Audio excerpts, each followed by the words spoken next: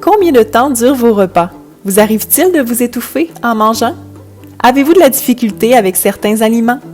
Ces questions peuvent permettre de savoir si vous souffrez de dysphagie. Cette dernière est un symptôme courant en maladie neuromusculaire et il peut parfois être difficile de la détecter car les personnes qui la développent utilisent des techniques d'adaptation. C'est pour cela qu'il est important de porter une attention toute particulière aux signes de la dysphagie afin de pouvoir la traiter. Mais qu'est-ce que la dysphagie exactement? Selon l'Association professionnelle des nutritionnistes experts en dysphagie, il s'agit d'un trouble qui affecte la capacité à avaler et ou la mastication. Le passage des aliments de la bouche à l'estomac est alors perturbé puisqu'une partie ou l'ensemble des mécanismes qui permettent aux aliments de voyager sont défectueux.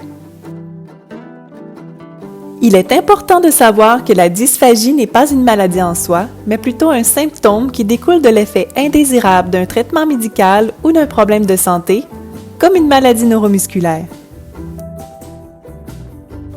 Saviez-vous qu'il y a 31 muscles qui participent à l'action d'avaler? Et tous sont nécessaires afin de bien acheminer simultanément la nourriture dans l'estomac et l'air inspiré dans les poumons. Faisons un parallèle avec les musiciens d'un orchestre. Afin de créer une pièce musicale harmonieuse, chacun doit jouer de son instrument et s'accorder à l'ensemble, et ce, au bon moment. Les muscles de la déglutition sont comme les musiciens et doivent être bien coordonnés afin d'éviter les fausses notes. Par exemple, si un musicien ne joue pas assez fort, il privera l'orchestre de notes essentielles et la musique sera incomplète. Dans un contexte de maladie neuromusculaire, il arrive qu'une faiblesse des muscles de la mâchoire, de la langue, de la bouche et de la gorge apparaisse.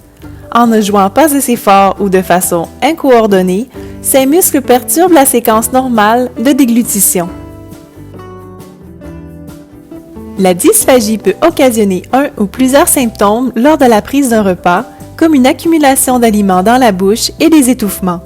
Il y aura alors un écoulement de salive ou de nourriture hors de la bouche, rendant la mastication difficile.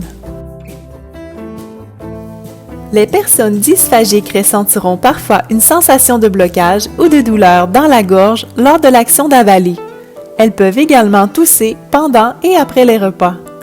Pour contrer ces inconforts, on remarque l'apparition progressive de certains mécanismes d'adaptation, comme de couper la nourriture en plus petits morceaux, manger plus lentement ou boire plus souvent.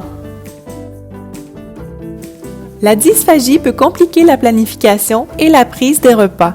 Parfois, les personnes atteintes vont se mettre à manger moins, causant ainsi une perte de poids et une dénutrition, deux effets néfastes pour la santé. De plus, puisque les muscles sont affaiblis, il peut arriver que les aliments soient acheminés aux poumons plutôt qu'à l'estomac, menant ainsi à un risque d'infection pulmonaire que l'on nomme pneumonie d'aspiration. Finalement, certaines personnes considéreront compliquer les activités sociales impliquant un repas et auront tendance à s'isoler.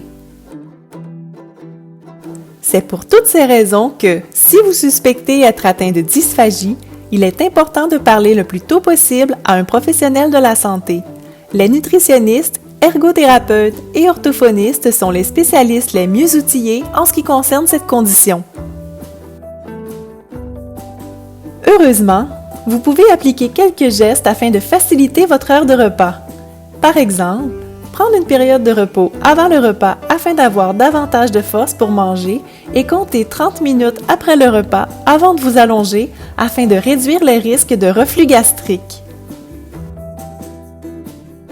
Votre position lors du repas peut également avoir un impact sur les probabilités de vous étouffer. Assurez-vous de maintenir une bonne position assise confortable avec les pieds qui reposent au sol ou sur un tabouret, les hanches et les genoux fléchis et le tronc aussi stable que possible. La tête doit être dans l'alignement du corps et légèrement inclinée vers l'avant.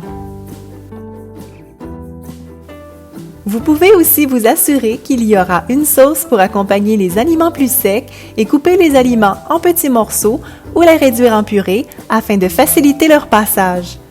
Assurez-vous également de prendre de plus petites bouchées et de vider votre bouche avant de prendre une autre bouchée. Cela minimisera les chances de vous étouffer.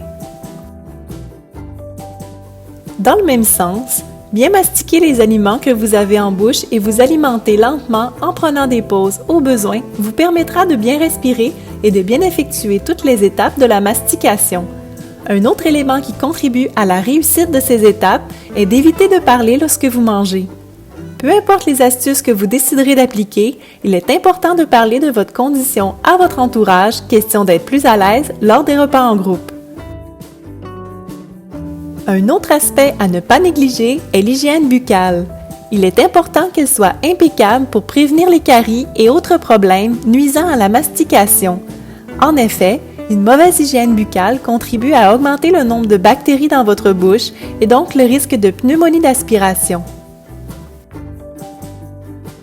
Lorsqu'une personne a une maladie neuromusculaire, une faiblesse musculaire peut s'installer tranquillement dans les bras, rendant le brossage des dents difficile. Votre ergothérapeute peut vous suggérer des outils qui faciliteront cette tâche, comme l'utilisation d'une brosse à dents électrique.